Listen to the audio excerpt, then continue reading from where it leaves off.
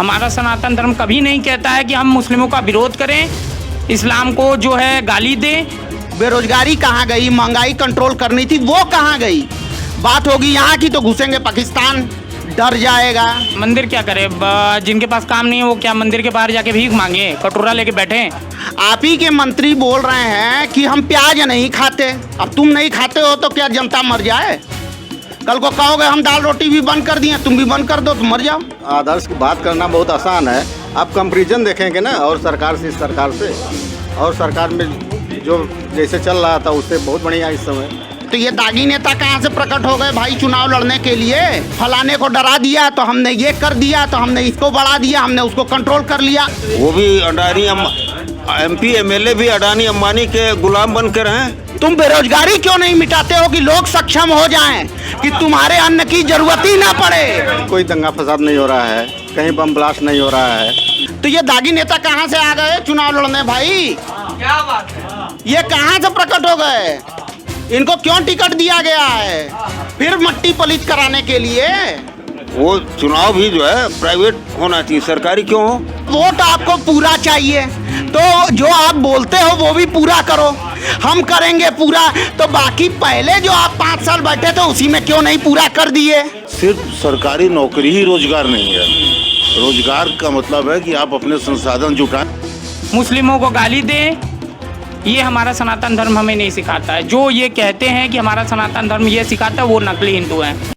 बेबाक, निष्पक्ष और स्वतंत्र पत्रकारिता को सपोर्ट करने के लिए आप हमारे YouTube चैनल टाइम्स मेल को सब्सक्राइब करें और लेटेस्ट वीडियो की नोटिफिकेशन पाने के लिए बेल आइकन भी प्रेस कर दें। दोस्तों जय हिंद, मैं हूं शम्स तबरेज और आप देख रहे हैं टाइम्स मेल। इस वक्त हम लोग बनारस में हैं। बनारस मतलब PM मोदी का शहर। PM मोदी यहाँ के सांसद हैं, 2 बार से सांसद हैं। कांटे की टक्कर यहाँ मानी जा रही है, ख़ास तौर से सपा में और मौजूदा जो सत्ताधारी दल है यानी BJP में। और इस वक्त हम लोग हैं बनारस में 80 के पास, ये मौजूद 80 घाट के पास ये मौजूद इलाका है। 80 ही से भी कहा जाता है और ये जगह है पप्पू चाय वाले की। ये पप्पू भाई चाय वाले की दुकान है और यहाँ अक्सर राजनीतिक जमावड़ा लगता है और राजनीतिक विषयों पर बातचीत करने के लिए यहाँ एक से एक लोग आपको देखने को मिलेंगे। और आज हम टाइम्स मेल के बैनर से आप लोगों को बनारस के ज़मीनी हालात को दिखाने की कोशिश करेंगे कि यहाँ के मतदाताओं का क्या सोचना है, यहाँ की पार्टियों के बारे में, किस तरफ जाएगा इस बार मतदाता। आइए बात करते हैं। यहाँ पे बहुत से लोग बैठे हुए हैं और हम यहाँ पर जिक्र करना चाहेंगे, लोगों से मिलना चाहेंगे। अब नमस्कार, क्या नाम है आपका? डब्लू यादव नाम है मेरा सर। अच्छा पप्पू जी, आप ही की शायद दुकान है? डब्लू यादव नाम है, पप्पू जी सर है। अच्छा वो है जी। तो ये बताइए, बनारस जो है बहुत विकास की यहाँ बात होती है, तमाम राजनीतिक दलों की बात होती है, लहर की कहाँ है, किधर जाएगा लहर? क्या सत्ता बदलेगी, पलट जाएगी या फिर योगी बाबा आएंगे? हम तो चाह रहे थे योगी बाबा फिर से आ जाए। हम तो चाह रहे थे योगी बाबा फिर से आ जाए और जो आगे के लिए प्रतिक्रिया भाई लोग बताएंगे। अच्छा, हमसे ज़्यादा विशेष लोग बैठे यहाँ पर, वो लोग बताएंगे। ठीक है, हमारे लोग सब। क्या नाम है भाई साहब आपका? दिनेश मिश्रा हमारा नाम है। मिश्रा जी, इतना तो पक्का है कि आप मिश्रा जी हैं तो फिर BJP को ही वोट देंगे? नहीं, ऐसा कोई ज़रूरी थोड़ा है। ज़रूरी नहीं है ना, ये कौन कहीं लिखा है क्या BJP के संविधान में? भाई, हमने सुना है कि ब्राह्मण समुदाय जो है वो अक्सर BJP को वोट सुना है। यूपी में सुना है? नहीं, गलत सुना है आपने। यानी कि ये जो एक भ्रांति लोगों में कही जाती है कि जाति देख करके लोग वोट करते हैं। यादव है तो सपा को वोट करेगा, दलित है तो BSP को वोट करेगा। यादव है, सपा को कहाँ वोट दे रहा है? तो नहीं कहे तो कहे योगी। नहीं, ये वो हम जाति की ब्राह्मण है, जात बिरादरी से हट के बात शुरू करिए। बिरादरी से वोट से कोई ताल्लुक नहीं। जात पात में मत बांटिए देश को, वैसे ही बांट चुके हैं लोग। अच्छा, अब क्या लगता है यूपी में खासतौर से बनारस में क्या इस बार BJP वापस आएगी या कहीं विदा होगी? BJP यूपी से गई कब थी कि वापस आएगी? इलेक्शन की बात है, इलेक्शन में कोई जाल चला भी जाएगा, आ भी जाएगा तो देखा जाएगा। ये तो 10 तारीख को न होगा। हम कोई ज्योतिषी तो है नहीं। आपको क्या लगता है? हमको तो लगता है भगवा लहराएगा। भगवा लहराएगा? हाँ। आगे लोगों की बातचीत करते हैं। भाई साहब कुछ नहीं बोलेंगे आप? कहिए, क्या लगता है आपको, आएंगे योगी बाबा? हमें तो नहीं लगता है। ऐसा क्यों? विकास नहीं किए? अब नहीं किए हैं? विकास कहाँ किए हैं बताइए। देखिए बड़ी घाट उठ सब चमक रहा था। घाट चमक रहे हैं तो प्रधानमंत्री जी की वजह से। अच्छा, तो योगी बाबा ने, मतलब आपका कहने का मतलब है कि जो विकास है घाटों तक ही है, शहर के अंदर कोई विकास नहीं दिख रहा है। शहर के अंदर ही केवल विकास दिख रहा है और शहर के बाहर तो विकास नहीं दिख रहा है। बाहर कोई विकास नहीं दिख रहा है। रोजगार, बेरोजगारी, ये सब कोई मुद्दा है इस बार?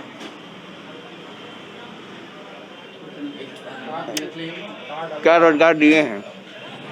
4.5 लाख नौकरियां दी हैं। दिल्ली का मेट्रो में पूरा छपा पड़ा है पूरा। वो तो हर जगह बैनर लगा हुआ है कि हाँ नौकरी दिए, लेकिन दिए कहाँ? यानी नौकरी भी नहीं दिए वो। कहाँ दिए हैं दिखाइए। तो जो बड़े बड़े विज्ञापन छपे मिल रहे हैं, उनका फिर क्या मतलब है?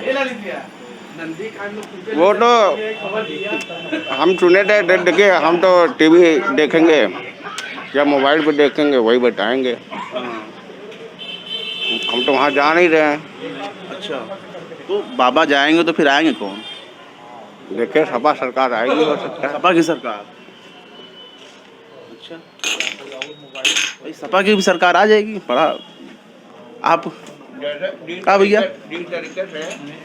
जिस तरीके से मतलब कि ये हल्ला हो रहा है कि हाँ सपा की सरकार बनेगी, सपा की सरकार बनेगी, हो सकता है सपा ही आ जाए। अच्छा, आपका अपना रुझान किधर है? बाकी लोगों का तो जो होगा सो होगा, आपका अपना रुझान क्या है कि मतदाता के तौर की तरफ है? सपा की तरफ से क्या उम्मीद करते हैं? अगर सरकार बदलती है, सपा की सरकार आती है, तो कहीं ऐसा ना हो कि जितनी बुराइयां आप इस सरकार में देख रहे थे उससे भी ज़्यादा उसमें निकल जाए? बुराइयां तो हर सरकार में होती हैं। तो मुद्दे क्या रहेंगे जिनके बेस पर अगर आप सपा को देख रहे हैं, तो सिर्फ एक विकास का ही मुद्दा है या और भी तमाम मुद्दे हैं जिसके बेस पे आप सपा को लाइक कर रहे हैं? वो तो 10 तारीख के बाद ही मालूम चलेगा। बनारस में हमने सुना है कि सांड वगैरह, सांड, बैल, छुट्टे जानवर भी एक समस्या है। ये समस्या नहीं है, ये तो नगरी ही उन्हीं लोगों की है। बाबा काल भैरव, अब जैसे खुल करके बोली, नीचे करके बोली। जैसे आप कुत्ते की बात किए हैं, तो वो बाबा काल भैरव को देख ही रहे हैं, वो उनकी सवारी है। सांड की बात कर रहे हैं तो भोलेनाथ की सवारी है। तो यहाँ कुत्ता और बैल और ये इसका कोई आम चीज़ है, आम बात है। हाँ, अरे भाई साहब बहुत शांत आप हैं, मैं देख रहा हूँ, बहुत देर से आपको देख रहा हूँ। क्या नाम है भैया आपका? जी केवल करण मेहता। केवल करण मेहता जी। क्या लगता है, कह रहे हैं भैया सपा, फिर कह रहे हैं कि सरकार बदलेगी, क्या लगता है आपको? देखिए फ़र्क इस चीज़ से नहीं पड़ता कि कौन जीत रहा है, फ़र्क इस चीज़ से पड़ता है कि अभी तक की सरकारों ने हमारे देश की जनता या हमारे राज्य के लिए क्या किया। मुख्य विषय ये है। जी। अच्छा, रही बात अभी तक जितना भी ये चुनावी मुद्दा चल रहा है या अभी जहाँ जहाँ चुनाव हो रहे हैं, किसी में भी अभी तक ना भाजपा हो या अन्य पार्टियाँ हो या किसी ने भी, खाली जो भी है तो एक दूसरे को नीचा दिखाना, एक दूसरे का छीछा लेदर करना, बस यही है। लेकिन मूल विषयों की जो बातें हैं उनको लेकर के ये आगे आ नहीं रहे हैं। ना महंगाई है, रोजगार देने के नाम पर यही है कि हम देंगे, सरकार बन जाएगी, अगर किसी और के भी बन जाएगी तो वो देगा, गारंटी है? कोई गारंटी नहीं है। नहीं तो क्या योगी जी ने रोजगार नहीं दिया? किसको दिया? जैसे कि हम लोगों ने जिक्र किया 4.5 लाख लोगों का विज्ञापन है भाई, सरकारी विज्ञापन है भाई। इन्होंने तो 2 करोड़ भी तो नौकरियां दी थी, वो कहाँ हैं? वो 2 करोड़ लोग कहाँ हैं? एक आदमी भी तो दिखना चाहिए ना कि भाई नहीं हमको मिल गई। 2 करोड़ में कहाँ है? आज महंगाई से मध्यम वर्ग इतना परेशान हो चुका है, आए दिन हर एक चीज़ के ये टैक्स और दाम बढ़ा देते हैं। अभी चुनाव है तो सब शांत है। चुनाव के बाद क्या होगा? किन विषयों, किन मुद्दों पर ये बात करेंगे? कहाँ गई वैचारिक संपत्ति?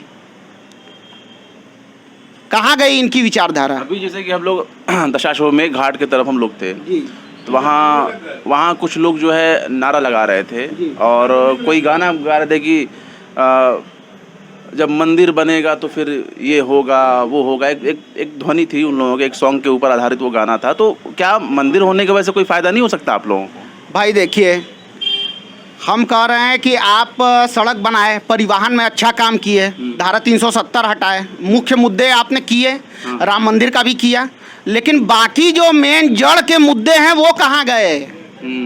बेरोजगारी कहाँ गई? महंगाई कंट्रोल करनी थी, वो कहाँ गई?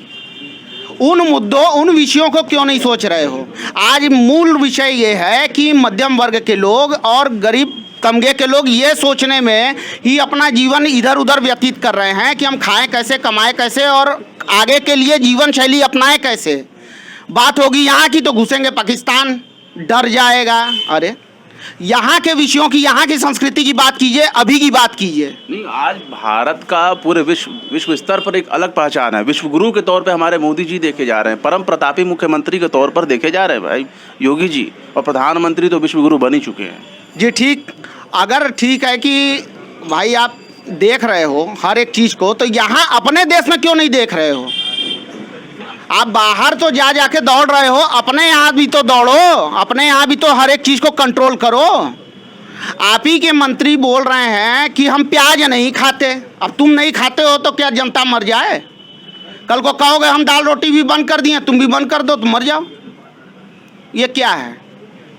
जैसे कि कहावत है कि घर में नहीं है दाने, अम्मा चली भुनाने, क्या आप वही कह रहे हैं? तो यही आप समझ लीजिए भाई। ये एक ही पार्टी को नहीं कि मैं भाजपा को ही कह रहा हूँ, ये हर एक पार्टी, हर एक दल को सोचना चाहिए कि आपने अपने राज्य के लोगों के लिए क्या किया, किन विषयों पर आपने विचार किया, उनका भला कैसे हम करें, ये सोचिए ना। तो हमने फलाने को डरा दिया, तो हमने ये कर दिया, तो हमने इसको बढ़ा दिया, हमने उसको कंट्रोल कर लिया। आपने यहाँ की जनता के लिए क्या किया, आप ये बताओ। अच्छा, एक खास वर्ग के चूड़ी कसने की बात आती है जी। तो इस चूड़ी जो कसना है, क्या दूसरे लोगों को के लिए कोई फ़ायदेमंद नहीं होता? मतलब एक वर्ग का चूड़ी टाइट कर दिया या एक वर्ग को हमने सबक सिखा दिया, तो उससे बाकी लोगों को तो खुश होना चाहिए। भाई देखिए, आप एकदम आँख में पट्टी बांध करके धृतराष्ट्र बन जाइए तो बात अलग है, लेकिन अगर आप सजग हैं तो आप इस चीज़ पर जरूर, और आम लोग भी जो आज त्रस्त हो चुके हैं महंगाई की मार से, वो भी इस चीज़ का गहन अध्ययन जरूर करते हैं कि भाई हम अपनी चीज़ों का सुधार कैसे करें। लेकिन सरकार उनको ये मौका भी नहीं देना चाहती। हर पार्टी सोचती है कि भाई हम आगे बढ़ जाएं, हम अपनी सरकार बना लें। भाई ठीक है, आप सरकार बनाओ, कोई भी जीतो, परंतु यहाँ के लोगों के विषय में जरूर सोचो। अच्छा, बनारस की अगर जिक्र करें, बनारस जो है वो घाटों का शहर माना जाता है, मंदिरों का शहर माना जाता है। बहुत से लोगों का ये भी कहना है कि बनारस का पूरा कायाकल्प कर दिया, घाटों का विकास कर दिया, शहर का भी बहुत विकास हुआ है। एक मतदाता के तौर पर आप क्या देखते हैं, कौन आएगा, बदलेगा कि नहीं बदलेगा, क्या सत्ता परिवर्तन होगा? तमाम बातें अपनी जगह पर हैं, लेकिन मतदाता के तौर पर आप क्या सोचते हैं? बाबा जी जाएंगे, कोई और आएगा, या फिर योगी बाबा रहेंगे बरकरार? देखिए, रही बात इनकी, माननीय मुख्यमंत्री आदित्य योगीनाथ जी की, अगर ये रहेंगे तो अब इनको अपने आचरण को थोड़ा बदलना चाहिए। दूसरों, ये जो बयानबाजी जो इनकी भी चल रही है, बुलडोजर फिरा देंगे, तो ये सब चीज़ों से बचिए। आप मुख्यमंत्री हैं हमारे प्रदेश के, आप जो भी करेंगे भाई आपको जनता के हित में रह करके कोई भी काम करिए, लेकिन झूठ मत बोलिए। अच्छा, एक सवाल बहुत रहा है, मैं आप लोगों से भी पूछूंगा।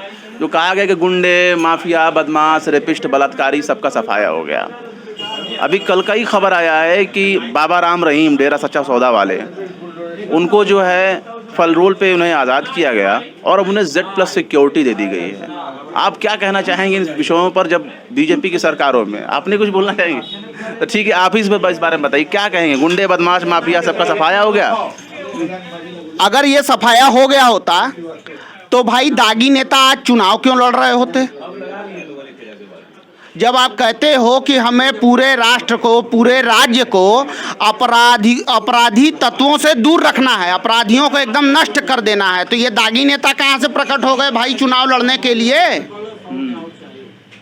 एकदम बैन कर देना चाहिए इनको। क्यों आप इनको लड़वा रहे हो? अभी भाजपा का ही सर्वे आया है, उसमें सबसे ज्यादा दागी नेता दिखाए जा रहे हैं कि वही चुनाव लड़ रहे हैं। सपा में फर्स्ट भी फेज में देखा गया है, सपा में भी आ गए हैं, तो हर एक पार्टियों में है, ऐसा नहीं है। लेकिन इनको अपनी चीज़ों को कंट्रोल करना चाहिए, देश की जनता के बारे में सोचें। अपराधियों को आप टिकट दे रहे हो और फिर इधर से चिल्ला रहे हो, तो ये क्या है?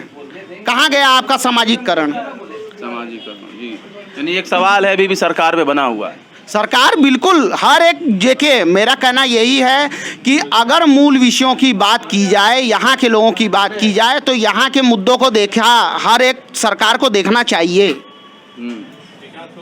अगर हम कहते हैं कि समाजवादी पार्टी, आज आप दूसरे को कह रहे हो कि आप बिजली फ्री दे दोगे, तो बिजली आप फ्री दे दोगे तो कह रहे हो कहाँ से दोगे? आप दूसरों को निकम्मा बना रहे हो, तो ये जो अनाज बांटने की परंपरा शुरू किए हो, ये भी तो निकम्मा बना रही है। तुम बेरोजगारी क्यों नहीं मिटाते हो कि लोग सक्षम हो जाएं, कि तुम्हारे अन्न की जरूरत ही ना पड़े?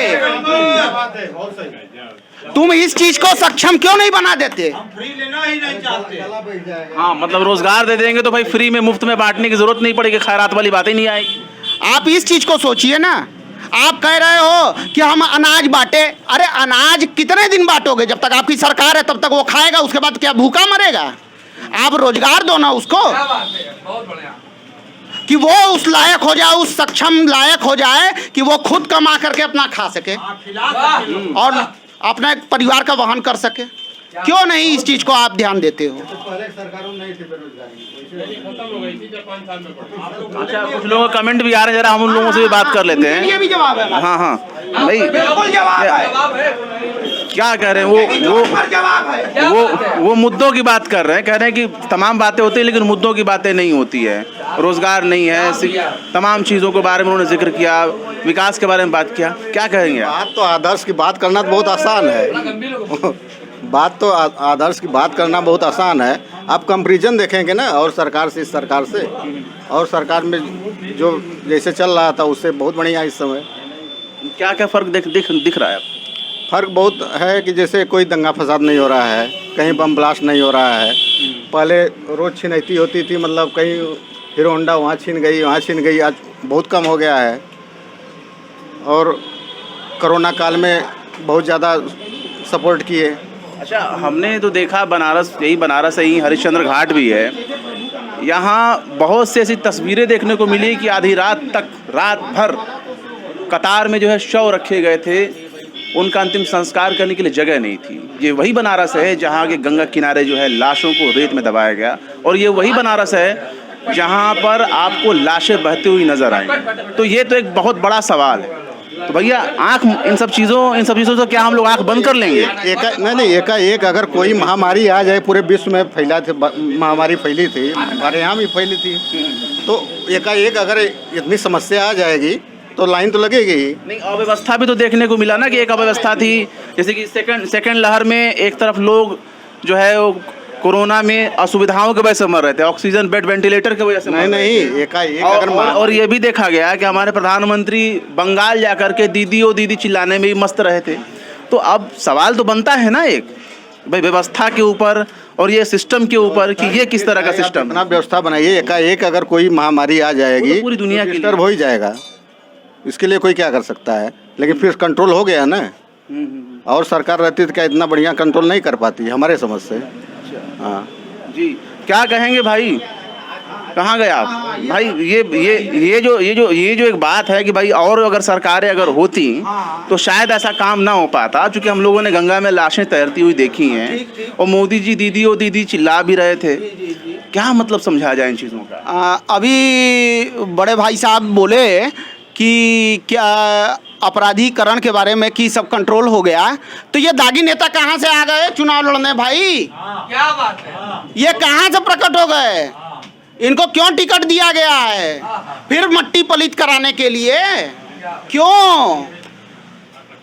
दो तो एकदम स्वच्छ भारत अभियान है, तो एकदम स्वच्छता वाला चुनाव होना चाहिए ना। उसमें कहाँ से ये दागी नेता लोग आ गए? स्वच्छ वाला हिसाब किताब अपनाइए एकदम। संविधान में जब नियम है तो क्या करेगा कोई? अब संविधान की पिपड़ी बजाना तो भाई अब वो संविधान की बात है, संविधान का तो हम सभी अब एक ही चीज का टेप रिकॉर्डर चला रहे हैं, या तो आप संविधान कर लीजिए या तो फिर अपने पार्टी का जो जिस हिसाब का निर्णय निकालते हैं वो कर लीजिए।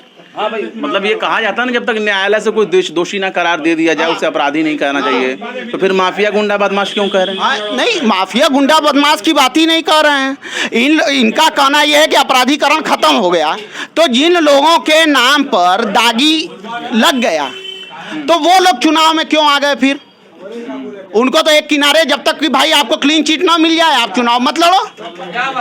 ये हो चीज आनी चाहिए, क्यों नहीं आ रही है? तो स्वच्छ भारत में तो ये भी आना चाहिए ना। इससे तो खुश है ना कि मुख्यमंत्री विधायक है, उनके ऊपर अब कोई दाग नहीं है। भाई ये तो हम मानते हैं कि भाई ठीक है कि अगले पर कोई दाग नहीं है, लेकिन आपके अंडर में पहले थे अब खत्म हो गए। अब पहले हो ना हो उससे हमको मतलब नहीं। हमारा कहना यही है कि आप यहाँ ध्यान दीजिए, जनता पे ध्यान दो। आज 12 लाख पदे दूसरी सरकारें चिल्ला रही हैं कि 12 लाख पद खाली हैं, आप कह रहे हो कि कोई वैकेंसी ही नहीं है। आप कह रहे हो कि हमने इतनी परीक्षा कराई, एक तरफ आप परीक्षा करा रहे हो दूसरी तरफ कैंसिल करा रहे हो, तो ये चीजें क्यों हो रही हैं? तो ये चीजें कंट्रोल में करिए ना। यहाँ के बच्चों का भविष्य क्यों बिगड़ रहा है? इसीलिए बिगड़ रहा है। आज बेरोजगारी का आलम यही है कि हर एक व्यक्ति यही सोचने पर लगा हुआ है कि हम कैसे अपने आप को चला करके रोज निकलें घर के बाहर। तो मूल विषयों की चीजें होनी चाहिए हमारे देश में, हमारे राज्य में, हमारी संस्कृति की बातें होनी चाहिए। लेकिन यहाँ संस्कृति की बातें तो दूर की चीजें हैं, तो यहाँ पे तो बस हमने नेहरू जी तो वो फलाने तो ये ढिकाने यही सब चल रहा है। राज्य की बात कीजिए, राज्य के विकास की बात कीजिए। अच्छा, एक बड़ा आजकल एक कंट्रोवर्शियल इशू है, महिलाओं के सिर पर रखे जाने वाला जो पल्लू होता है उसे मुस्लिम अपने लिए हिजाब बोलते हैं, उस बारे में क्या कहेंगे?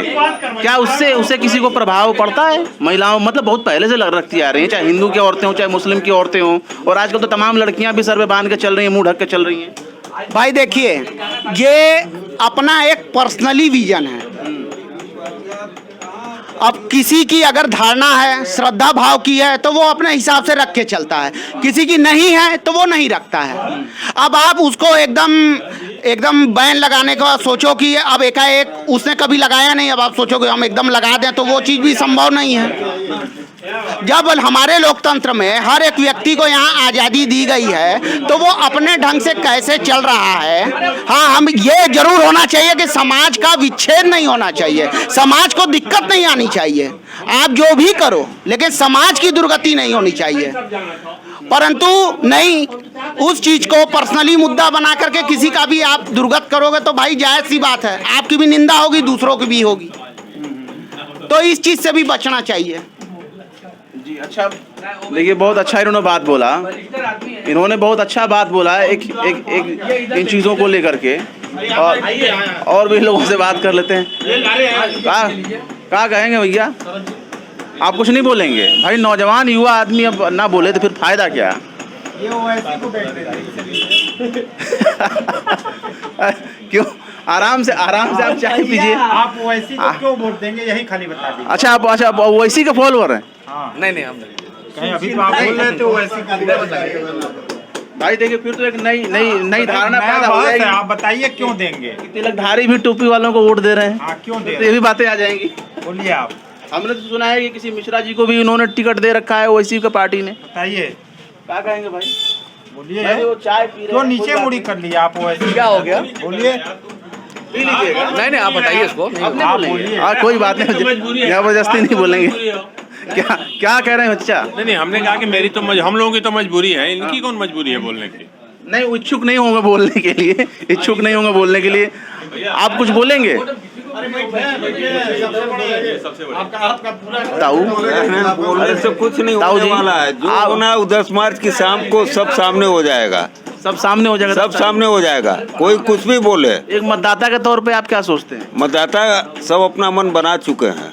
कोई अब किसी के गुलामी में नहीं है। हाँ, जो परंपरागत वोट जिनका वो है कि वो उन्हीं को देंगे, उनको छोड़ के बाकी जो है इस बार क्या करेगा ये 10 मार्च को ही सामने आएगा। वो आकलन आप भी नहीं कर सकते हैं। हाँ, अब जो अभी तक 4 चरण के हो चुके हैं उसके हिसाब से तो दिख रहा है कि लड़ाई बहुत कांटे की चल रही है दोनों पार्टियों में। कभी लग रहा है कि वो कहीं 20 न हो जाए, ये 20 न हो जाए, लेकिन ये कहना कि 300-350 से सरकार बना लेंगे ये हम नहीं मानते हैं। वो 200-210 से सरकार बना ले ये हम मान लेंगे, लेकिन नहीं भी बना सकते हैं। नहीं, जैसे कि बना लेने वालों के अलग तर्क हैं, उनके अपने राय हैं। आप स्थिति कांटे की चल रही है उसमें हम ये मान लेंगे कि 210 सीट मिल गई भाजपा को, वो सरकार बना लिए पूर्ण बहुमत से। लेकिन ये कहना 300-350 से बना लेंगे ये अभी तक की स्थिति से ऐसा लग नहीं रहा है। अब क्या हो ये अलग बात है। गाड़ी फंस भी सकती है, गाड़ी फंस भी सकती है। अभी जो स्थिति चल रही है, अब ये भी जो आकलन आ रहे हैं अब वो भी कितने सही हैं गलत हैं ये भी हम नहीं कह रहे हैं कि वो सही ही हैं जो आकलन आ रहे हैं, लेकिन उसके अनुसार ऐसा लग रहा है कि गाड़ी जो है निकल भी सकती है, फंस भी सकती है। अच्छा, एक मतदाता के तौर पर आप क्या देखते हैं? क्या रोटी, कपड़ा, मकान, दुकान, विकास, ये सब भी कोई मुद्दा है यूपी के चुनाव में? चीज बता, शरीर में हर अंग का महत्व होता है ना? उसी तरह से केवल विकासी हो जाने से सब कुछ नहीं होता है। विकास के कार्य हो रहे हैं, शहरों में कम, बाहर अधिक हो रहे हैं। फ्लाईओवर बन रहे हैं, सड़कें अच्छी बन रही हैं, हाईवे रोड अच्छे बन रहे हैं। बनारस में तो खैर बिजली का भी विकास हुआ है, अंडरग्राउंड सब हो गए, लेकिन आम जनता जो है वो भी तो अंग है, वो प्रभावित है कई चीज़ों से। तो विकास केवल हो जाने से कई चीज़ों का मतलब क्या? कई चीज़ों का मतलब महंगाई आप देख लीजिए, और जो है रोजगार देख लीजिए। नहीं, जैसे कि उत्तर प्रदेश की जो सरकार है उसने कहा है कि 4.5 लाख से ज़्यादा रोजगार उसने बांट दिए हैं, दे दिए हैं। क्या कह रहा है प्रैक्टिकली आप भी देख रहे हैं, हम भी देख रहे हैं। ऐसा नहीं कि रोजगार बांट दिया उन्होंने, रोजगार दे दिया। सरकारी पदों को समाप्त करते जा रहे हैं। अब वो प्राइवेट में होंगे सरकारी कार्य, तो लोकसभा विधानसभा भी प्राइवेट हो जाए, वो क्यों सरकारी रहे? वो भी अडानी MP MLA भी अडानी अंबानी के गुलाम बन के रहें। वो चुनाव भी जो है प्राइवेट होना चाहिए, सरकारी क्यों हो? अडानी की कंपनी आयोग का काम करे, चुनाव आयोग क्यों हो? वो प्राइवेट सैलरी पर हो। अच्छा, भैया कुछ बोल रहे हैं, क्या कहेंगे भैया? हमारा कहना ये है कि नौकरियां 4.5 लाख दे दी, चलो ठीक है, मान लिया गया, लेकिन मूल विषय यह है कि जब 2 करोड़ की बात हुई थी तो 2 करोड़ देने में आपको हर्जा क्या थी? नौकरियां देना चाहिए था ना। चुनाव का मतदान का वोट तो आपको पूरा चाहिए। भाई भाजपा तो ये भी कह सकती है ना कि भाई हम विश्व गुरु तो बनने ही वाले थे, लेकिन आम वक्त पे कोरोना आ गया। भाई वो तो कह ही सकती है, ये लोग भाई, अब कांग्रेस भी रहती तो वो भी कहती हम महागुरु बनेंगे, वो सपा कहेगी कि हम और उससे बड़े गुरु बनेंगे, कोई भी रहता तो वो यही कहता। परंतु ये विषय है कि जब 2 करोड़ की बात हुई थी, 4.5 दे करके आप 4.5 लोगों को दिए, उससे दूसरे को क्या मतलब? बाकी कहाँ गए बेरोजगार? 4.5 लाख भी बड़े सवाल उठने लगे हैं, बड़े सवाल उठने, कब दिए, कौन सी वैकेंसी निकाले, कहाँ? मैंने आपसे कहा कि भाई उन लोगों का किसी का तो डाटा आना चाहिए कि नहीं, तो इन लोगों को मिला है, इन लोगों को मिला है। वोट का, मतदान का, हर वोटर का वोट आपको पूरा चाहिए, तो जो आप बोलते हो वो भी पूरा करो। क्यों नहीं करते हो? क्यों नहीं करते हो? यानी बातें कम हुई हैं लेकिन नील बटा सन्नाटा ही देखने को मिला। हाँ, अच्छा, दूसरे जो कह रहे हैं कि मत दीजिए वोट, सरकार खुद कहती है कि हर व्यक्ति को वोट करना चाहिए, बिना वोट के लोकतंत्र नहीं। तो जब बिना वोट के लोकतंत्र नहीं, हर व्यक्ति का वोट वो पूरा पाना चाहती है हर सरकारें, तो वो अपने जो वादे पूरे जो बोलते हैं उनको फिर क्यों नहीं पूरा कर देती है 5 साल? फिर दूसरी सरकार 5 साल आती है तो फिर वो मुद्दा उठाती है हम करेंगे पूरा, तो बाकी पहले जो आप 5 साल बैठे थे उसी में क्यों नहीं पूरा कर दिए? ये एक बड़ा सवाल है, मैं अंकल से राय लेना चाहूँगा। भाई देखिए, ये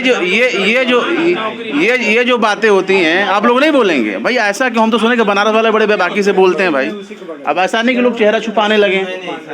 हाँ अंकल, आप कुछ बोलना चाहेंगे? देखिए, जिस तरीके से बात कर रहे हैं कि अभी सर ने बात की कि भाई जो बातें पहले उन्होंने वादा किया था वो तब क्यों नहीं किए, अब क्यों वादा कर रहे हैं, और वादा जब कर लिए तो किए क्यों नहीं? किस चीज़ का वादा? बोला एजुकेशन शिक्षा, बोला रोजगार के लिए उन्होंने बात की, 2 करोड़ नौकरियों के लिए बात की। तो भाई बीजेपी ने वादा किया था। देखिए ऐसा है कि लोकतंत्र है, हर आदमी बोलने के लिए स्वतंत्र है।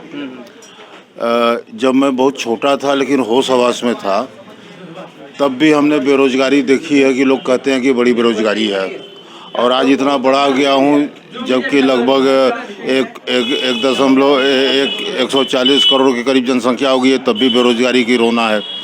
तो बेरोजगारी दरअसल रोजगार का एकमात्र जो परिभाषा है वो सरकारी नौकरी तक सीमित हो गया है, सिर्फ सरकारी नौकरी। मेरा ये कहना है कि रोजगार मतलब अपना सम्मानजनक ढंग से पालन करने का साधन जुटाना रोजगार है। वो जो मनोज बैठा है ना सामने चाय बना रहा है, यहाँ जितने लोग बैठे हैं, जितने लोग भाषण दिए होंगे, उनमें से किसी का भी उसका सम्मान किसी से कम हो तो आप मुझे बता दीजिए। वो जूठा गिलास धोता है, ये दुकान चलाते हैं, इनका सम्मान किसी से कम हो तो बता दीजिए। ये अपना परिवार पालन कर रहे हैं कि नहीं? रोजगार अब सिर्फ सरकारी नौकरी ही रोजगार नहीं है। रोजगार का मतलब है कि आप अपने संसाधन जुटाएं। अब मान लीजिए जो कह रहा है कि मैं बेरोजगार हूं, तो आखिर वो अपने घर से यहाँ तक आकर बैठता कैसे? कुछ खर्चा तो लगता होगा आने में ना, तो कहाँ से खर्च वाला आता है? कौन देता है उसको? लेकिन फिर तो सवाल ये भी उठता है ना कि ये रोजगार तो उस दौर में भी था जब भारतीय जनता पार्टी नहीं थी, उस समय भी ये तमाम विकल्प मौजूद थे, तब फिर रोजगार के लिए कौन सा सपना दिखाया गया? रोजगार के लिए समझ कि आप सेल्फ डिपेंड हो, आप अपने आप को जागृत करें, आप अपने लिए कुछ सोचें। स्टार्टअप क्यों किया? स्टार्टअप इसीलिए किया कि भाई आप कोई भी काम करिए, आप शुरू तो करिए, कुछ तो करिए। सिर्फ नौकरी कितने लोगों को मिलेगी आप ही बता दीजिए। नौकरी से सिर्फ कहाँ चलेगा? आज कंप्यूटर के ज़माने में जहाँ पर जिस ऑफिस में 10 आदमी की आवश्यकता थी, कंप्यूटर ने उसकी ज़रूरत 2 लोगों पर ला दिया, मैक्सिमम 3 लोगों पर ला दिया। तो लोग तो पढ़ लिख रहे हैं। आज क्या है कि डिग्री सस्ती हो गई है। मैं शिक्षा संस्थान से जुड़ा रहा हूँ, मैं शिक्षा को बड़ी नज़दीकी से देखा हूँ। आज का शिक्षा क्या है? आपको नंबर पाने की कला सिखा दी जाती है कि आप नंबर कैसे गेन कर लेंगे। आपको कुछ जानने की स्थिति नहीं सिखाई जाती। आप चाहे स्कूल में चले जाइए या कोचिंग में चले जाइए, दोनों यही बताते हैं कि इस प्रैक्टिस से लिखोगे तो तुम्हें नंबर मिल जाएगा। हाँ, यानी नंबर बनाने की बात होती है, आगे बढ़ने की बात नहीं, बढ़ने की बात नहीं होती। तो इसमें बताइए क्या है? माँ बाप खुद कंफ्यूज हैं इस मामले में, क्योंकि सबको अपने बेटे को ये देखना है कि इंजीनियर बना देना है, डॉक्टर बना देना है। वो बेटे से नहीं पूछता कि वो वास्तव में क्या करना चाहता है। हर बच्चे में एक हुनर होती है, आप उसको वॉच करिए, वो उस पर सामने दिखाई देगा। हमारे यहाँ एक आते हैं सुबह, अखिलेश राय चित्रकार हैं, बड़े अच्छे आर्टिस्ट हैं। उनका लड़का हमारे स्कूल में पढ़ता था, ठीक है साइंस पढ़ता था, लेकिन वो साइंस पढ़ता था लेकिन लगा था अपने चित्रकारी में और लगातार रहा, और आज दुनिया घूम रहा है वो। यानी उसके अंदर जो अपनी कला है उसको विकसित ना करके उस पर दबाव डाला जाता है। जरूरत ये है, तो शायद इसीलिए आधा देश बेरोजगार है जी। आज ज़रूरत ये है कि आपके अंदर जो हुनर है उसे उभारने का अवसर मिले। कोई भी सब्जेक्ट ऐसा नहीं है जिससे आपको रोजगार पाने की साधन। इवन संस्कृत जिसे आज़ाद भारत में ढोंगियों का भाषा कह दिया गया था, आज भी जो आदमी संस्कृत पढ़ लिया, अच्छे से बढ़िया से संस्कृत पढ़ लिया, अंग्रेजी जान गया, और विदेशों में पैसा चिर रहा है। ऐसा तो कभी हम लोगों ने नहीं सुना कि संस्कृत को नहीं किसी व्यक्ति ने इस तरह की भाषा बोली। अरे बिल्कुल ढोंगियों की भाषा, ढोंगियों की भाषा कही जाती है, आज भी ये कहा जाता। लेकिन अगर आपने ईमानदारी से संस्कृत पढ़ाई की है, ईमानदारी से कर लें। आप संस्कृत का देख लीजिए कि एक ज्योतिष शास्त्र ऐसा है कि जो ब्राह्मणों का एक अधिकार कभी था ना, आज हर लोग ज्योतिष बने हुए हैं, क्योंकि उन्होंने अध्ययन किया और ज्योतिष बन रहे हैं। उनसे लोगों को दिखाने में कोई आपत्ति नहीं। उन्होंने अध्ययन किया, वो उस पद पर बैठे हैं, लोगों को बता रहे हैं, कर रहे हैं। आपको क्या लगता है महंगाई, बेरोजगारी, एजुकेशन की अगर बात हो रही है तो लोगों में योग्यता नहीं रही, अपने अंदर की कला वो पहचान नहीं पा रहे हैं, इसलिए बेरोजगार हो गए। CMI की डाटा बताता है कि 3.5 लाख से ज़्यादा बेरोजगार हैं। तो ये बेरोजगार इतने निकम्मे थे, इतने निकट्ठू थे, इतने नाकाबिल थे कि वो अपने अंदर की योग्यता नहीं पहचान पाए, इसलिए बेरोजगार हो गए। नहीं, अपने योग्यता वाली बात नहीं, उनको मौका मिला, मौका को भजा नहीं पाए। अभी तो एक राजनीतिक फंडा है ना कि बेरोजगार और रोजगार वाली बात बताना। शिक्षक बेरोजगार, शिक्षित बेरोजगार वाली बात हो रही है, मतलब एक एजुकेटेड बेरोजगार। अब जहाँ जहाँ देखिए एक पोस्ट पर 1,10,000 आदमी अभ्यर्थी एग्जाम दे रहे हैं, जो हाई क्वालिटी पा जाएगा वो योग्यता पा जाएगा। लाखों पद तो आज भी खाली हैं, उसको भर दिया जाए तो बेरोजगारी कम होनी चाहिए। अब आज एक चपरासी की नौकरी के लिए BTech MTech वाले बच्चे चपरासी के लिए अप्लाई कर रहे हैं, तो उसको क्या कहेंगे? अच्छा इंजीनियर बनकर MTech करने वाला चपरासी के लिए अप्लाई कर रहा है, उसका योग्यता अच्छे इंजीनियर 10 लाख 50 इंजीनियर खर्च करने 2,000 की नौकरी कर रहा है, योग्यता नहीं नापी जा रही ना। डिग्री करने के बाद घर बैठे हुए हैं लोग, अच्छे लोग। और जो जैसे उन्होंने कहा ना कि रोजगार के लिए अपने पैरों पर खड़े होना है, कुछ भी कर अपने पैरों पर खड़े हो जाइए, और इस राजनीतिक फंडा है। नहीं, कहने का मतलब हमारा ये है कि देखिए, अगर चाय बेचना, पकौड़े तलना, पान बेचना या भीख मांगना, एक मंत्री ने भी कहा कि भीख मांगना भी रोजगार है, बहुत पहले कहा था। अब सवाल ये है कि ये सब के लिए फिर पढ़ने की क्या ज़रूरत है?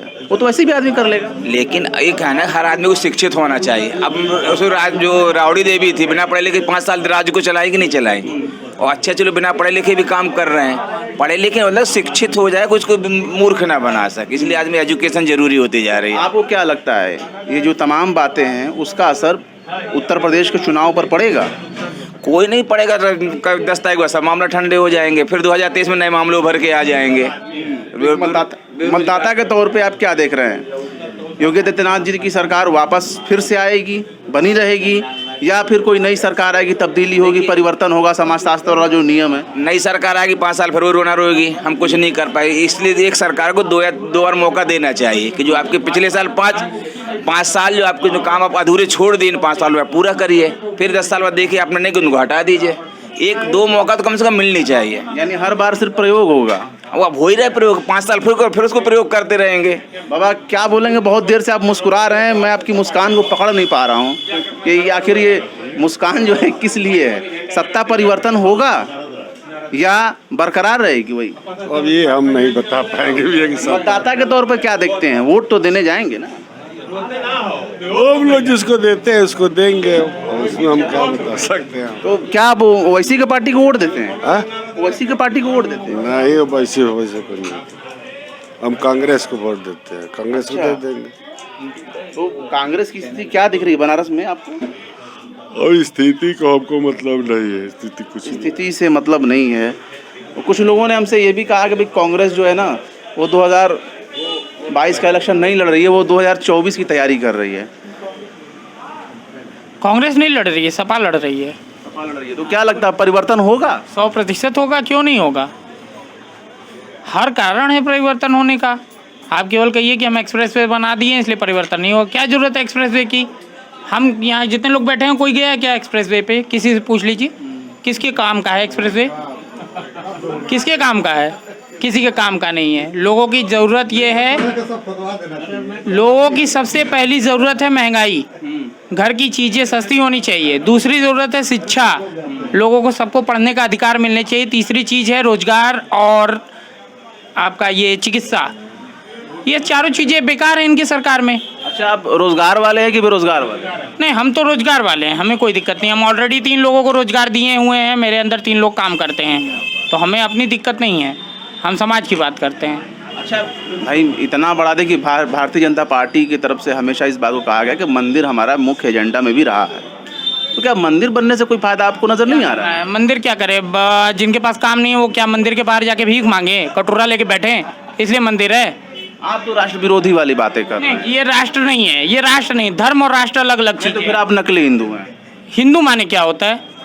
हिंदू माने क्या होता है? हमारा सनातन धर्म हमें शुरू से ये शिक्षा देता है कि सर्वधर्म को हम बराबर समझें और सबका सम्मान करें और सभी प्राणियों को एक समान दृष्टि से देखें। ये हमारा सनातन धर्म कहता है।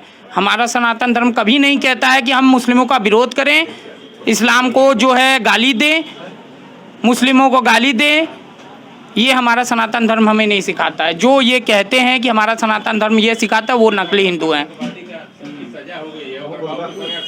यानी मंदिर कोई इशू नहीं है। मंदिर क्या इशू है? सबसे पहले इंसान को खाने के लिए चाहिए ना। जब पेट भरा रहेगा तब भगवान की पूजा होती है, खाली पेट भगवान की पूजा नहीं होती है। तो इसका मतलब कि आप साफ तौर पर ये कह रहे हैं कि इस बार योगी जी की विदाई होगी? बिल्कुल 100%। नई सरकार आएगी तो पूरा करेगी, उम्मीद है? करेगी नहीं करेगी वो बात की बात है। उसने बहुत सारी चीज़ें कही हैं। उसने पेंशन देने के लिए कहा है लोगों को, 300 यूनिट बिजली फ्री कहा है। देगी नहीं देगी वो बात की बात है। देगी तो अच्छी बात, नहीं देगी तो 5 साल बाद उसको भी हटाया जाएगा। अच्छा, योगी जी ने अभी एक हाल ही में एक रैली में ये भी बात बोली है, आप लोगों ने भी सुना होगा, कि पूर्ववर्ती जो सरकार रही अखिलेश यादव की सरकार, उसमें ईद मुहर्रम में लाइट आती थी, होली दिवाली में लाइट ख़त्म। तो आप लोग तो यूपी के हैं, थी क्या ऐसी बातें? मतलब योगी अखिलेश की सरकार जो थी इतनी ज़्यादा बायस थी? जी नहीं, बिल्कुल ऐसा नहीं था। और ये जो कहा जाता है ये काम योगी सरकार ने किया। अभी बनारस के यहाँ जितने लोग बैठे हैं किसी से पूछ लीजिए, कोई भी कह दे। यहाँ बगल में आपके लोलारा कुंड है, बगल में है, 10-100 मीटर की दूरी पे है। लोलारा कुंड की मान्यता है, सबको पता है क्या मान्यता है। लोलारा कुंड के नहान पे यहाँ रोक लगाया था योगी सरकार ने। हिंदुओं का बहुत बड़ा पर्व है, किसी से पूछ लीजिए, कोई कह दे रोक नहीं लगाया हो तो मैं जो कहूँ सो मानने के लिए तैयार हूँ। कोरोना काल बता रहे हैं, कोरोना काल में जो है रोक लगे थे।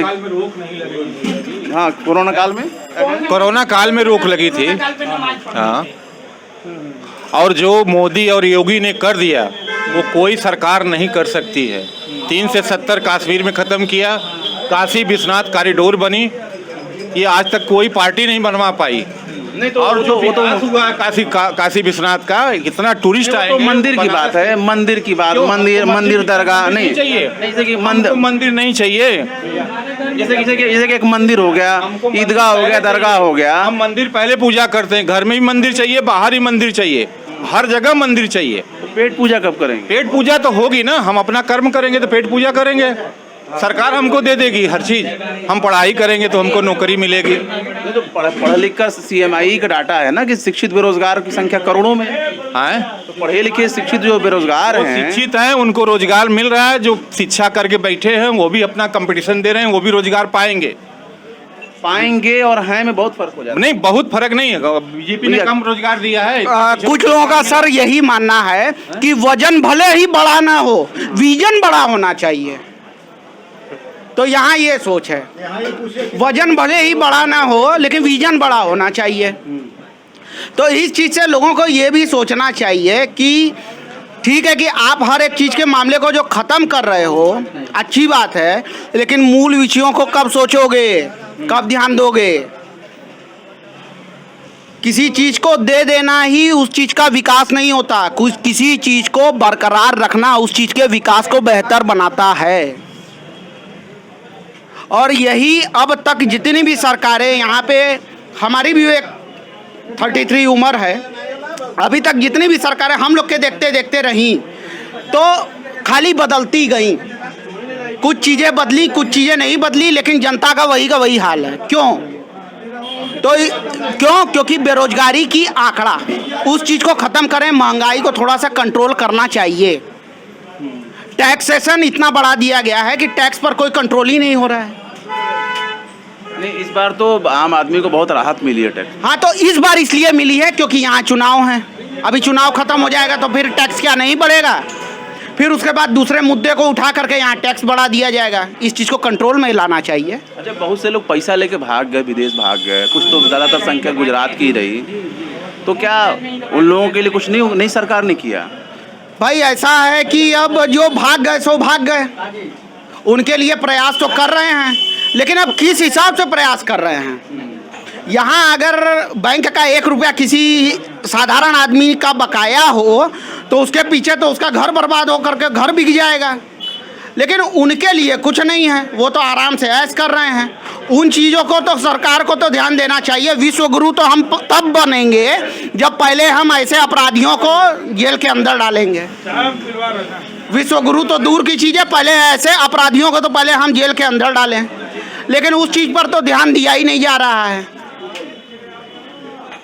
बस खाली विकास करेंगे। विकास किस बेस पे करोगे? यहाँ की जनता से विकास होगा, जनता ही नहीं रहेगी तो विकास क्या करोगे? जाहिर सी बात है, जनता ही नहीं रहेगी तो विकास क्या करेंगे। बातें तो कही जा रही हैं, विकास की भी बात हो रही है, बातें योगी सरकार की भी हो रही हैं। अंकल हाँ क्या कर रहे हैं? मैं बता रहा हूँ, ये जो रोड देख रहे हैं ना, लंका से गोदौलिया वाली, जब मैं छोटा था तो इस रोड के दोनों साइड में करीब 10-10, 12-12 फुट की पटरियाँ हुआ करती थीं, ठीक है। और उस ज़माने में सिटी बस चला करती थी इस रोड पे, कहीं कोई जाम नहीं लगता था। जब अचानक से बनारस की जनसंख्या अचानक से बढ़नी शुरू हुई, हर तरफ से लोग बनारस में आने शुरू हुए, लोगों का दबाव पड़ा, पटरियाँ तोड़ी गई, सड़क चौड़े किए गए। आज फिर दबाव बढ़ा है, फिर जाम पर हो रहा है। तो अगर सरकार को सड़क चौड़ा करना है तो अगल बगल की जगहों को लेकर तोड़ेगी। जिनका जाएगा उनके लिए वो ख़राब है, जिनके लिए बनेगा उनके लिए वो अच्छा है। एक ही चीज़ होता है, जो एक व्यक्ति के लिए अच्छा होता है एक व्यक्ति के लिए ख़राब होता है। अब उदाहरण ले लीजिए कि एक डॉक्टर जो प्रैक्टिशनर है, उसने अगर किसी मरते हुए आदमी का जान बचा दिया, उसके परिवार के लिए वो देवता है। लेकिन अगर किसी के पेशेंट को ले गया और वो गया, वो बेचारा ऑपरेशन थिएटर पर ले गया और वो मर गया, तो उसके लिए वो राक्षस है, वो पैसा का लुटेरा है। तो हम ये देख रहे हैं कि हमारी आवश्यकताएं क्या हैं।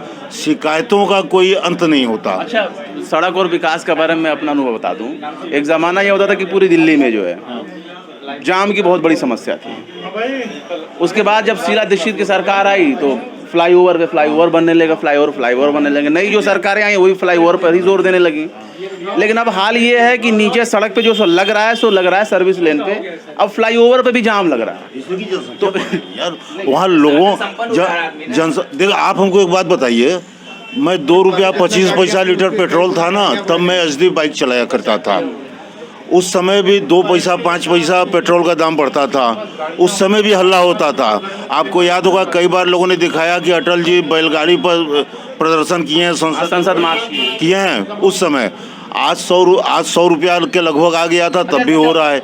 लेकिन आप मुझे सिर्फ एक चीज़ का आकलन बता दीजिए कि बाइकों की बिक्री कितनी प्रभावित हुई, कारों की बिक्री कितनी प्रभावित हुई इस बढ़ते हुए पेट्रोल के दाम की वजह से, आप ये बता दीजिए। दूसरी चीज़ एक बात बता दीजिए कि हम बाइक पर चल करके कहते हैं कि महंगा तो हो गया। आप सड़क के चौराहे पर खड़े हो जाइए और आने वाले हर आदमी को रोक करके आप सर्वे कर लीजिए कि भैया आप बाइक से निकलें अपने घर से कहाँ जा रहे हैं। अच्छा, आपने एक जिक्र किया अटल जी का कि संसद मार्च उन्होंने बैलगाड़ी पर जाके किया था। एक और तस्वीर बहुत हम लोगों ने देखी थी, स्मृति ईरानी की। गैस सिलेंडर लेकर के सड़क पर धरना की थी। उस समय 300-400 रुपये यही रेट हुआ करते थे। अब कोई भी जो है सैद्धांतिक तौर पर विरोध नहीं कर रहा, उस तरह से लेके चाहे भले ही सत्ताधारी दल के लोग हों। तो जिन मुद्दों को उठाना चाहिए, विपक्ष दमदार है ही नहीं कि जिन मुद्दों को उठाए सके। नहीं, तो एक सवाल ये भी होता है ना कि महंगाई जिस पार्टी के लिए बहुत बड़ा मुद्दा था उस समय, मतलब कि सिलेंडर लेकर सड़क पर बैठ जाया करते थे, तो क्या अब वो लोग नहीं देख रहे हैं? यही महंगाई डाइन मार जाएगी गाना गाया गया था उस समय। अब कोई उसको मुद्दा उठा ही नहीं पा रहा उस चीज़ को, महंगाई को। सत्ता पाने के लिए उन लोगों ने आज आदमी साधन संपन्न होता जा रहा है। जो मुद्दे उनको कोई नहीं छे, महंगाई का हर मुद्दे। आज कम से कम 60% आदमी 6 से 10 हज़ार के बीच नौकरी कर रहा है, उससे पूछे महंगाई क्या है। और अगर एक नेता की 1 करोड़ से 10 करोड़ जनसंख्या वो इनकम हो जा रही है 5 साल में, उससे कोई नहीं पूछ रहा है। और किसी सामान्य व्यापारी या सर्विस वाले से पूछ लीजिए आपको 1 करोड़ कहाँ से 10 के हिसाब देने पड़ रहे हैं। जब तक नेता लोग, जिस दिन नेता सुधर जाएंगे हमारा देश सुधर जाएगा। आप एक बात बताइए मुझे, जिस देश में औसतन प्रति 6 माह पर एक चुनाव होता है, वहाँ महंगाई नहीं बढ़ेगी तो क्या बढ़ेगी? ये भारतीय जनता पार्टी सरकार पिछले 3-4 सालों से प्रयास कर रही है, एक राष्ट्र एक चुनाव, लोकसभा विधानसभा के चुनाव एक साथ हों। पार्टियां साथ नहीं दे रही हैं क्योंकि उनका उसमें लाभ नहीं दिख रहा है। जिस दिन इस देश में एक राष्ट्र एक चुनाव हो जाएगा, लोकसभा विधानसभा, कौन करेगा, कब होगा? संसद करेगा, नेता करेंगे, संविधान संशोधन करना पड़ेगा। जिस दिन तो भैया एक साथ एक चुनाव होगा तो 4.5 साल काम होगा। ये जो है आचार संहिता नहीं लगेंगे, 4.5 साल के बाद लगेगा। 4.5 साल काम होगा, 6 महीना राजनीति होगा। आज तो आपकी मजबूरी है परमानेंट राजनीति करने की, क्योंकि हर 6वें महीना कहीं ना कहीं, अभी यूपी में हो रहा है, अगले साल कर्नाटक में होगा, फिर कहीं ना कहीं और होगा। तो सारा सिस्टम है यहाँ चुनाव को प्रभावित करने के लिए हो रहा है। क्या कह रहे हैं भैया? सन 67 तक दोनों चुनाव साथ होता था, उसके बाद में जब ये सब होने लगा, उसके बाद ये सब होने लगे। तो भाई साहब, चुनाव का आगे पीछे होना, चुनाव वाला देश कहा जा रहा है कि मतलब एक अनाउंस होता है तो दूसरा कहीं ख़त्म हो रहा होता है, फिर इलेक्शन पर इलेक्शन, तो ये सारे बाधा हो रहे हैं चुनाव के लिए। देखिए, ऐसा है कि अब एक राज्य से दूसरे राज्य में जो चुनाव की प्रक्रिया चल रही है वो हर बरस या हर 6 महीने में या हर 1.5 साल में या 2 साल में मान लीजिए वो चलती ही रहेगी, उसमें कोई बदलाव नहीं है। परंतु मेन चीज़ ये है कि ये लोग जिस हिसाब से अपने भाषणों में कह देते हैं कि अन्य पार्टियों को लेकर के या किसी भी विकास मुद्दे को लेकर के या किसी भी अन्य बातों को, तो इनको इस चीज़ से बचना चाहिए। जब जा रहे हो किसी प्रदेश में, किसी भी राज्य में आपके नेता जा रहे हैं तो वहाँ पे आप तरह तरह की बात करते हैं कि आप ये कर दिए, तो कितना किया, उस चीज़ का हिसाब किताब कहाँ गया, उस चीज़ का आंकड़ा कहाँ गया है, उस चीज़ का हिसाब किताब कहाँ गया, उस चीज़ का डाटा कहाँ गया। हर एक आम आदमी का डाटा तो आप पब्लिश करवा देते हो, आपके डाटा कहाँ है, आपके डाटा कहाँ है। हर एक नेता को सुविधा चाहिए, पब्लिक मरती रहे। नहीं तो ये एक बड़ा सवाल बनता जा रहा है, और ये सवाल भी हो रहा है चुनाव में। जिस तरीके से बातें की जा रही विकास की, उसके साथ ही ये भी सवाल उठ रहा है कि रोटी कहाँ है, रोज़गार कहाँ है, बेरोज़गार कहाँ है, कपड़ा मकान कहाँ है। और जाहिर सी बात है जो चुनाव होगा उसमें तमाम तरह के विचारधारा भी शामिल होगी, तमाम तरह के विचार भी शामिल होंगे। लेकिन सबसे बड़ा सवाल ये है कि 10 तारीख के बाद क्या होगा। हो सकता है किसी के काम धंधे चौपट हो जाएं, हो सकता है फिर कोई नया परिवर्तन आए, हो सकता है किसी को अपना बोरिया बिस्तर समेटना पड़ जाए। तो 10 तारीख का इंतज़ार करना ज़्यादा बेहतर नज़र आ रहा है। अपने सहयोगी ब्रिजमोहन के साथ बनारस से शम्स तबरेज़, टाइम्स में। तो देख लिया आपने हमारे इस वीडियो को। हमें उम्मीद है कि आपने हमारे वीडियो को लाइक किया होगा और दूसरों को भी शेयर किया होगा। अगर अभी तक आपने हमारे चैनल टाइम्स मेल को सब्सक्राइब नहीं किया है तो जल्दी से सब्सक्राइब कर दें और बेल आइकन भी प्रेस कर दें।